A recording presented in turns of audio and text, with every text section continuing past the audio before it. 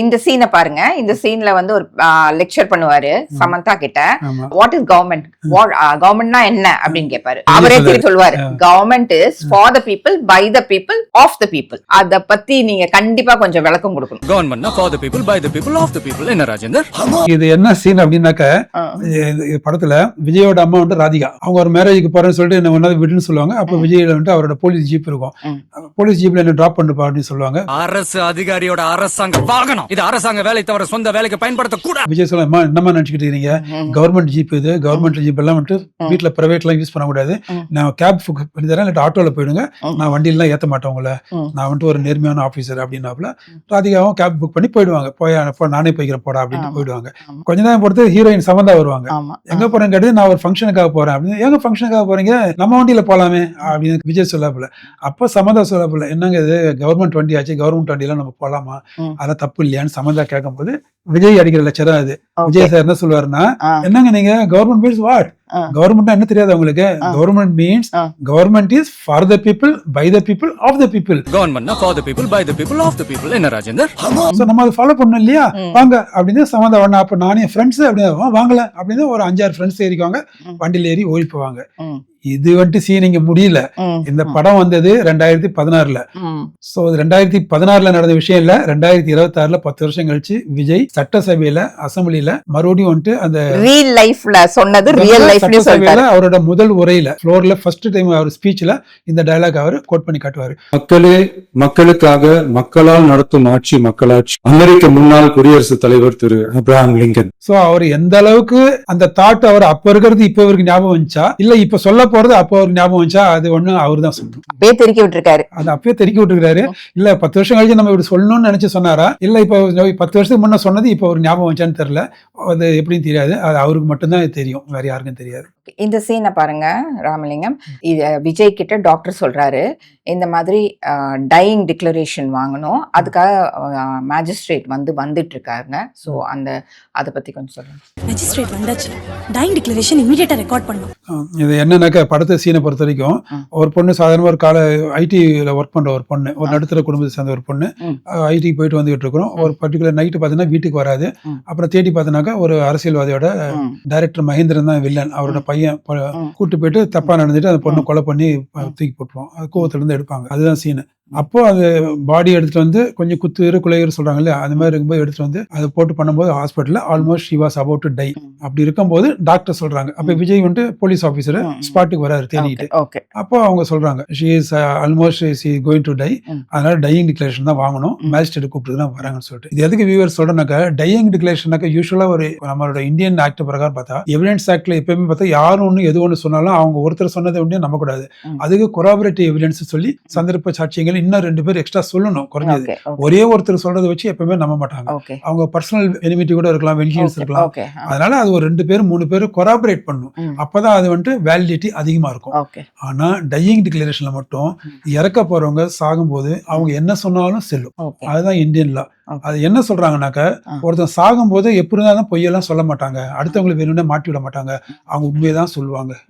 Dyeing டிக்ளரேஷன்னா அவங்க உயிர் போற நிலைமையில அவங்களை யாரு கெடுத்தாங்களோ இல்ல அவங்களை யாரு கொலை பண்ண வந்தாங்களோ அதுக்கு மட்டும்தான் அந்த சாட்சி செல்லுமா? இல்ல டையிங் டிக்ளரேஷன் அப்படிதான் படத்துல எல்லா இடத்துலயும் கதையெல்லாம் முதல்ல சொல்லுவாங்க பொதுவா. அப்படி கிடையாது. Dying declaration not only meant for this murder attempt or ஒரு ரேப், அது மாதிரி கிடையாது. ஈவன் இப்ப ஒரு பெரிய பணக்காரரு, அவர் திடீர்னு ஹார்ட் அட்டாக் வந்துச்சு, சாக போறாரு, ஹாஸ்பிட்டல் இருக்கிறாங்க, அவர் வாய் வழியா சொல்ற டையிங் டிக்ளரேஷன் ஒரு வில்லா கூட இருக்கலாம், உயில். பெரிய ஒரு கோடி கோடியா சாம்ராஜ்யம் இருக்குது, பெரிய பையனுக்கு இவ்வளவு போகணும், சின்ன பையனுக்கு இவ்வளவு போகணும் சொல்லும் போது மேபி அவர் சொல்லும் போது கூட மேஜிஸ்ட்ரேட் ரெக்கார்ட் பண்ணா அது செல்லும். உயில்னாக்க நீங்க எழுதி பத்திரம் பதிஞ்சு அதெல்லாம் பண்ணணும்னு அவசியம், அதெல்லாம் டைம் இருக்கும்போது பண்ணலாம். உயில்னாக்க நீங்க எழுதி லாயரை கூப்பிட்டு அதை விட்டு பத்திரம் பதிஞ்சு அதெல்லாம் பண்றதுங்கிறது நார்மல் ப்ரொசீஜர். ஆனா ஒருத்தர் திடீர்னு ஒரு ஸ்ட்ரோக் வருது, ஹார்ட் அட்டாக் வந்துருச்சு, இஸ் அபவுட் டு டைங்கும் போது அவர் எனக்கு யாராவது ஒரு மேஜிஸ்ட்ரேட் கூப்பிடுங்க அப்படின்னு சொல்லி டாக்டர் இல்லாம மேஜிஸ்ட்ரேட் கூப்பிட்டு அவர் சொன்னார்னா that is also called part of dying declaration. அது செல்லும். இப்ப வரைக்கும் அந்த ரூல்ல சேஞ்சஸே இல்லையா? சாகுற போது என்னென்ன சொன்னாங்களோ அது கோர்ட் நம்புமா? ஆமா, அப்படிதான் இன்னைக்கு டேட் வரைக்கும் சுப்ரீம் கோர்ட் வரையை பொறுத்து எல்லாமே அப்படிதான். ஒருத்தங்க சாகும் தருவாயில் இருக்கும் போது எவ்வளோ மத்தவங்க மேல பழி வாங்கணும்னு நினைச்சா கூட கடைசி நேரத்துல பழி வாங்க மாட்டாங்க, அவங்க உண்மையை தான் சொல்லுவாங்க அப்படின்னு கோர்ட் நம்புது. Dying declaration no doubt it has to be admitted. இருந்தாலும் care should be taken, extra care should be taken. அது முடிஞ்ச வரைக்கும் கொராபரேட்டும் பண்ண பார்க்கணும் அப்படின்னு extra care should be taken. Okay. முதல்ல வந்துட்டு அது காஸ்பல் ட்ரூத் மாதிரி இருந்தது. இப்போ கொஞ்சம் court we should treat it very cautiously அப்படின்னு சொல்லி கோர்ட் சொல்லியிருக்குது. So in any case dying declaration is the ultimate thing. அதுக்கு வந்துட்டு நீங்க அந்த நேரத்தில் என்ன சொல்றாங்களோ அது 100%. ஓகே. சோ இந்த இன்சிடென்ட்ல மேஜிஸ்ட்ரேட் வருவாங்க அப்படின்னு சொல்லுவாங்க. ஒருவேளை மேஜிஸ்ட்ரேட் வர முடியல அப்படின்னா என்ன ஆகும்? மேஜிஸ்ட்ரேட் ஏன்னாக்கா கோர்ட், அதுக்காக மேஜிஸ்ட்ரேட் கோர்ட்டுங்கிற நடுநிலை. ஆமா. ஒரு டாக்டர்கிட்ட சொன்னாலோ இல்ல வேற யாராவது போலீஸ் ஆஃபீஸ் சொன்னாலோ மேபி அவங்க பயாஸ்டா இருக்கலாம். அதனால மேஜிஸ்ட்ரேட் அங்கேயும் ஒரு கோர்ட்டே வருது. மேஜிஸ்ட்ரேட் வராங்கன்னா கோர்ட் வருது. ஆமா. ஸோ கோர்ட்டுக்கு முன்னாடி சொல்ற மாதிரி கணக்கு. அதுக்கு தான் மேஜிஸ்ட்ரேட் வராங்கன்னு சொல்றாங்க. சப்போஸ் மேஜிஸ்ட்ரேட் வராங்க, வந்துகிட்டு இருக்காங்க, வர்றதுக்கு முன்னே இறந்துட்டாங்கன்னா என்ன ஆகுது? இப்போ அவங்க ஏதாவது ஒரு ஸ்டேட்மெண்ட் சொல்லி அந்த டாக்டர் நர்ஸ் கூட போலீஸ் ஆஃபீஸர் இருக்கிறாங்கனாக்கா அவங்களும் அதை ரெக்கார்ட் பண்ணலாம். இறக்குறவங்க அவங்க கைப்பட எழுதினாலும் ஓகே, இல்ல இறக்குறவங்க அதை கைப்பட எழுத முடியல, வாய் மூலமா ஓரலா சொன்னா அதை இவங்க கேட்கறவங்களும் எழுதினாலும் ஓகே, இல்ல காதல கேட்டாலும் ஓகே. டாக்டர் நர்ஸ் கூட இருக்கிறவங்க ஸ்டாஃப் போலீஸ் ஆஃபீஸர் எல்லாம் சேர்ந்து என் முன்னாடி இவங்க இப்படிதான் எழுதினாங்க, இல்ல என் முன்னாடி இந்த பேர் தான் இவங்க சொன்னாங்க அப்படின்னு சொல்லும் போது அது கொராபரேட்டிவ் ஆயிடும். அப்போ ஒரு 4 பேர் 5 பேர் ஒன்னா சொன்னாங்கன்னா கொராபரேட்டிவ். ஸோ மேஜிஸ்ட்ரேட் ஒரு சில நேரத்தில் வராது இருக்கும் பட்சத்துல இந்த மாதிரியும் டையிங் டிக்ளரேஷன் அவங்க முன்னாடி சொன்னாலும் அது வேலிடிட்டி அதுக்கு இருக்கும். இந்த சீனை பாருங்க. விஜய் வந்து சமந்தாவோட அப்பா கிட்ட சொல்லுவாங்க, இந்த மாதிரி அவங்க அப்பா வந்து ரொம்ப ஹெசிடென்ட்டா இருப்பாரு போலீஸ் ஆஃபீஸருக்கு பொண்ணை கொடுக்கறதுக்கு.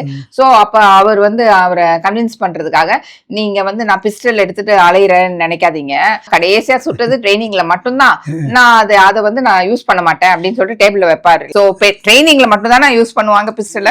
ட்ரைனிங் பீரியட்ல சுட்டது என் வாழ்க்கையில அதிகமா நான் சுட்டது தீபாவளி துப்பாக்கி மட்டும்தான். இல்ல அதான் சீன் நீங்க கரெக்டா சொல்றீங்க.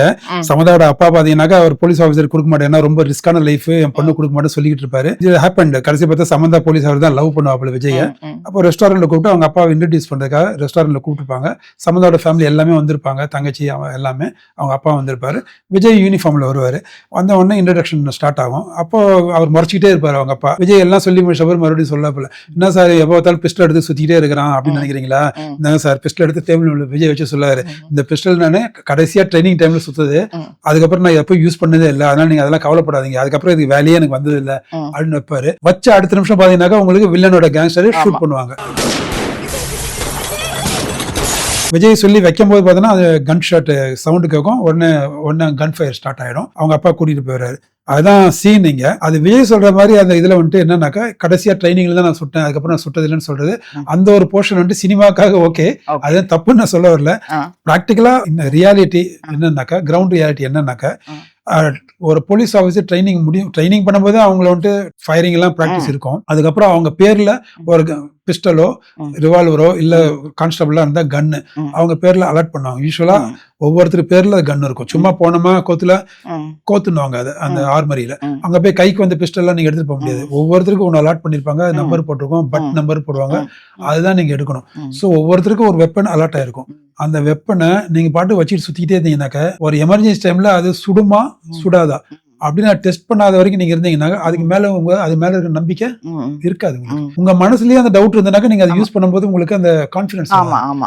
அதுக்காக போலீஸ் ஃபோர்ஸ் பொறுத்த வரைக்கும் especially central paramilitary force, military, even most of the states police எப்பயுமே என்ன பண்ணுவாங்கன்னாக்க வருஷத்துக்கு ஒரு தடவை இல்லைன்னா வருஷத்துக்கு 2 தடவை ARCF சொல்லுவாங்க, ஆனுவல் ரேஞ்ச் கிளாசிபிகேஷன் ஃபயரிங் அப்படின்னு. அது பை ஆனுவலா இருக்கலாம், இல்லாட்டி ஆனுவலா இருக்கலாம். வருஷத்துக்கு ஒரு தடவை 2 தடவை எங்கேயாவது ரேஞ்சுக்கு கூட்டு போய் ஃபயரிங் ரேஞ்சுக்கு 100% அவங்க கிட்ட இருக்கிற ரிவால்வரு பிஸ்டல் கன்னை வச்சு ஃபயர் பண்ண வைப்பாங்க.